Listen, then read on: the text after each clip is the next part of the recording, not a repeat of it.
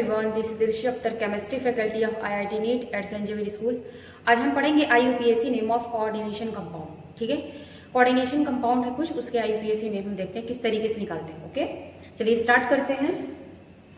IUPAC name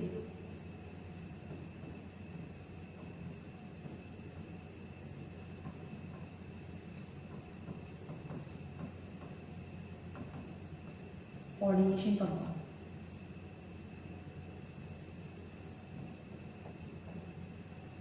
ठीक है, अब इसको पढ़ने से पहले इसकी कुछ फार्मूला है। ठीक है, तो चलिए इसे हम देखते हैं क्या है। देखिए, इसको पढ़ने के पहले एक फार्मूला होता है जिसे हम बोलते हैं नेम ऑफ कैटायन। इसका फार्मूला है name of cation, okay, plus number of ligand and name. Alphabetically लिखना है। ठीक है, अल्फाबेटिकली। ठीक है, उसके बाद आपको लिखना है number of ligand and name alphabetically. उसके बाद लिखना है name of central metal atom, name of central metal atom plus oxidation state and name of anion.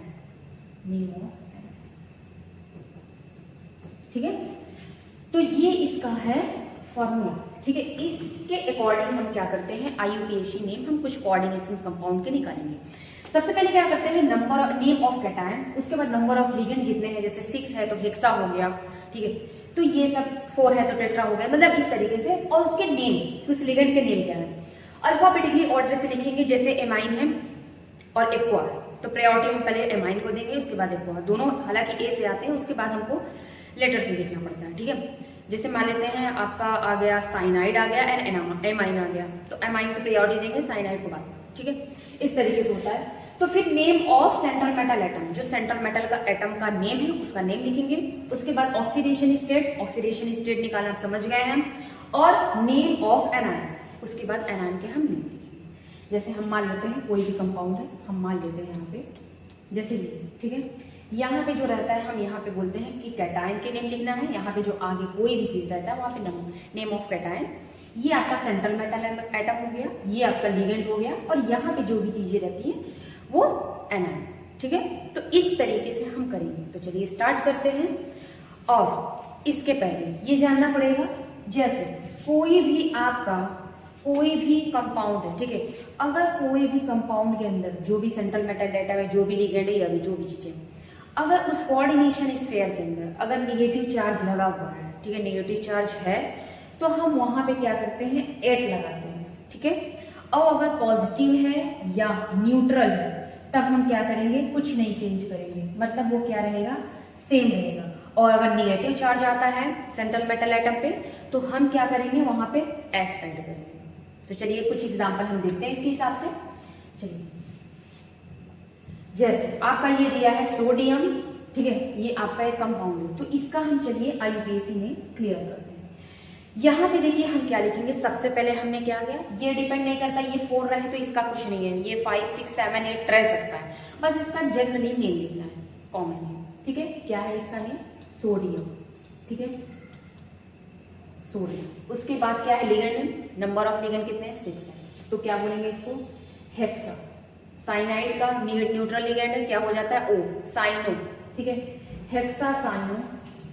अब उसके बाद यहाँ देखिए कौन सा आएगा, यहाँ पे प्लस है, और इसका मतलब जाहिर सी बात है यहाँ पे माइनस, निगेटिव चार्ज आएगा कोऑर्डिनेशन स्फीयर के ऊपर, तो इसका मतलब आयरन की जगह पे हम फेराइट लिखेंगे। ठीक है, क्या लिखेंगे, फेराइट। ठीक है, अब कोऑर्डिनेशन, अब इसमें देखिए, अब कोऑर्डिनेशन ऑक्सीडेशन स्टेट हमने निकालना बताया, यहाँ पे +4 गया क्या, इसका मतलब कितना आएगा, सेकंड आएगा। ठीक है, और नेगेटिव लिगेंड तो है नहीं, मतलब एनायन तो है नहीं, तो ये नेम हो जाएंगे इसके। ठीक है, मतलब हम क्या करते हैं, आईयूपीएसी नेम कुछ इस तरीके से निकालते हैं। दूसरा देखते हैं, दूसरा हेक्सा एक्वा, इसको एक्वा बोलते हैं, हेक्सा एक्वा। न्यूट्रल लिगेंड है एक्वा। ओके, टाइटेनियम है +3 है तो इसका मतलब जैसा है वैसे ही है, तो क्या हो जाएगा टाइटेनियम, टाइटेनियम। उसके बाद कितने चार्ज आएंगे इसमें, 3 ही आएगा, बस हो गया इसका आंसर, डन। +3 है, कोई चेंजेस नहीं करना है, और बाकी आपका कोई भी यहाँ पे एनाइन भी नहीं दिया गया है, तो ये सिंपल सा करना है। ओके, चलिए इसको देखते हैं। यहाँ पे भी यही चीज है, इसको हम लिखेंगे हेक्सा एक्वा, ठीक है, हेक्सा एक्वा मैग्नीज, ठीक है, इसमें भी कोई चेंजेस नहीं करना है, मैग्नीज सेकंड। इसका भी न्यूट्रल लिगेंड का क्या होता है, 0 ही होता है, तो ये सेकंड हो गया, जनरल सा IUPAC नेम हो गया। अब इसका करते हैं, यहाँ पे नेगेटिव है, इसका मतलब यहाँ पे एट लगेगा। चलिए इसको स्टार्ट करते हैं। यहाँ पे क्या है, टेट्रा, 4 है तो टेट्रा लिखेंगे, टेट्रा। क्लोरीन है, क्लोरो, निगेटिव लिगेंड है, chloro, tetra chloro,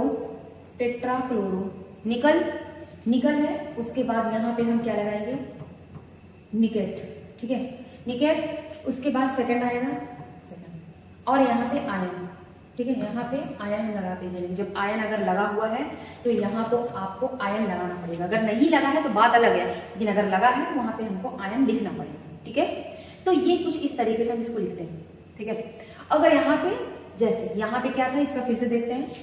aqua, water को बोलते हैं aqua, hexa aqua neutral ligand है, इसकी वजह मतलब 0 हो जाएगी। टाइटेनियम और आपका थर्ड है, यहाँ पे आयन लगा है तो आयन लगा देंगे, ओके। अब यहाँ देखिए इसी तरीके से इसका हिस्सा एक्वा मैग्नीज सेकंड आयन, इसका भी हो जाएगा टेट्राक्लोरो निकेट सेकंड आयन, ठीक है। इस तरीके से हम करते हैं।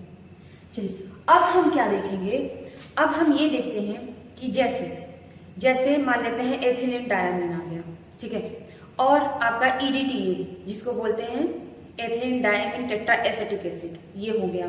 जैसे आपका ट्राई एल्किल फॉस्फाइड आ गया, ये सब चीजें अगर आते हैं और उसके बाद 2 या 3 या 4 नंबर ऑफ इतने में आते हैं, तो इसको हम क्या करते हैं, बिस या फिर ट्राइकिस या फिर टेट्राकिस या तो पेंटाकिस से हम रिप्रेजेंट करते हैं, मतलब इसको लिखते हैं, या फिर बिस कह सकते हैं या फिर टीज भी कह सकते हैं, ट्राइस भी कह सकते हैं या फिर ट्राइकिस भी लिखते हैं, ओके, बात एक ही है।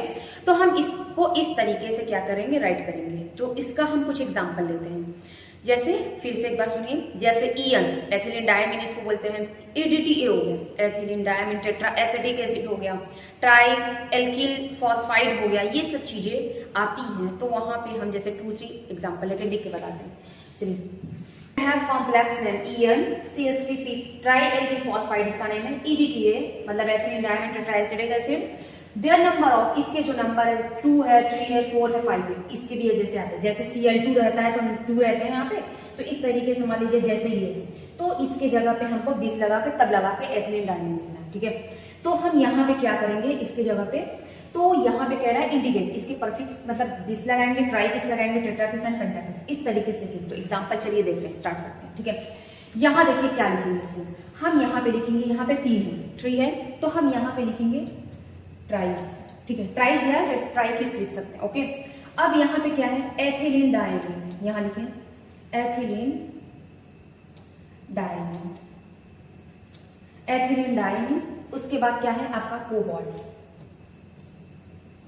कोबाल्ट है, एथिलीन का इसका 0 होता है, यहाँ पे इसको करेंगे तो थर्ड आएगा, थर्ड। और उसके बाद क्या है, नेम ऑफ एनायन, क्या है, क्लोरीन। बस इसको इसके भी नेम, चाहे नेम ऑफ कैटायन हो चाहे एनायन हो, नेम एकदम नॉर्मल लिखना है, ठीक है। तो ये हो जाएगा क्लोरीन, डन। ये हो गया IUPAC में, इस तरीके से हम इसको लिखते हैं। तो चलिए कुछ और एग्जाम्पल हम देखते हैं। चलिए जैसे हम मान लेते हैं आपका ये, ठीक है, अब ये है, हम इसको लिखते हैं। यहाँ पे इसका जनरल नेम तो हो जाएगा पोटेशियम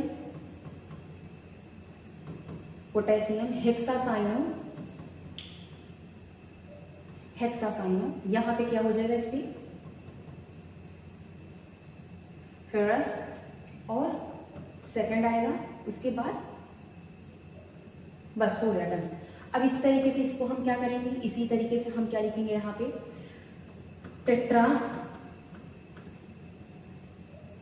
टेट्राइमीन, और क्या है सल्फेटो। उसके बाद क्या है आपका कोबाल्ट। इसको सॉल्व करेंगे तो -2 हो गया, इसका माइनस मतलब थर्ड आएगा। कोबाल्ट थर्ड, उसके बाद ये क्या है नाइट्रेट, नाइट्रेट हम यहाँ लिखेंगे नाइट्रेट। डन। कुछ इस तरीके से हम इसका IUPAC में लिखते हैं, ठीक है। चलिए और देखते हैं, यहाँ पे इस पे देखिए प्लस है, इस पे कोई चेंज नहीं हुआ, तो यहाँ पे देखिए 2 है, तो यहाँ पे आप लिखेंगे 20 लगाएंगे, एथिलीन डायमीन लिखिए, एथिलीन डायमीन, ठीक है ये हो गया। क्या है डाइक्लोरो, डाइक्लोरो कोबाल्ट, कोबाल्ट, ठीक है। अब इसको सॉल्व करेंगे तो ये क्या आ जाएगा आपका थर्ड, आयन तो है नहीं, बस ये होगा आयन, आयन लगा हुआ बाय थर्ड आयन, मतलब उस इस तरीके से हम इसको करेंगे। जैसे ये हो गया आपका, तो यहाँ पे ट्राइज लगेगा, 3 है तो ट्राइज लगेगा। यहाँ पे क्या है ऑक्सीलेटो, ऑक्सीलेट है तो ऑक्सीलेटो लगाएंगे, निगेटिव लेवल है। और यहाँ पे क्रोमियम, तो यहाँ पे क्रोमैट हो जाएगा, क्योंकि यहाँ पे देखिए निगेटिव लगा है, कोऑर्डिनेशन स्फीयर के ऊपर निगेटिव चार्ज, तो हम यहाँ लिखेंगे क्रोमैट थर्ड, ठीक है ये हो जाएगा आयन। तो ये इसका IUPAC नेम हम कुछ इस तरीके से करते हैं, ठीक है। मतलब नॉर्मल के लिए अगर लिगेंड है, यानी पहले आपको ये जानना पड़ेगा निगेटिव लिगेंड क्या है, पॉजिटिव लिगेंड क्या है, और आपका negative positive and neutral ligand क्या है, ये आप जान लेंगे। तो इसका नेमिंग क्या है, किस तरीके से हम इसको लिखते हैं, निगेटिव लिगेंड है तो यहाँ पे क्लोरीन की जगह पे क्लोरो कैसे लिखेंगे, तो ये से आपको जानना पड़ेगा। तो उसके बाद ऑक्सीडेशन स्टेट को निकालना है, उसके बाद आपको ये आएगा IUPAC नॉमेनक्लेचर, ओके।